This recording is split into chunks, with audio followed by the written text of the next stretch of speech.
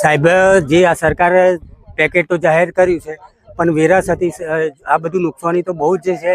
એટલે હજુ સાહેબ આ ખેતીમાં પાણી હજુ ભરેલું જ છે, વત્તા ખેતીમાં ઘણું મફરી ને એવું બધું બહુ જતું રહ્યું છે. આમ બધું યાદ નહીં રહેતું, અમારા મગજ જ કામ કરતો નહીં કે શું કરી તું સાથી કે આવું પાણી 2-4 વખત આવી જાય એટલે સાહેબ બધું ભૂલી જવાય છે.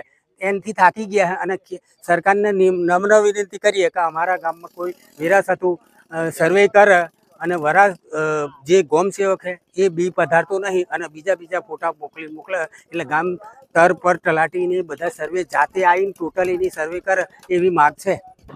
તે લગભગ જૂના બિલીથા અને બિલીથા ગ્રામ પંચાયતની અંદર જે બિલીથા સ્થળમાં જે જમીનો આવેલી છે અને હાલમાં જે પાણી ભરેલું અત્યારે સ્થળમાં દેખાય છે અને બધે ટોટલી મોટાભાગે નુકસાન થયેલું છે.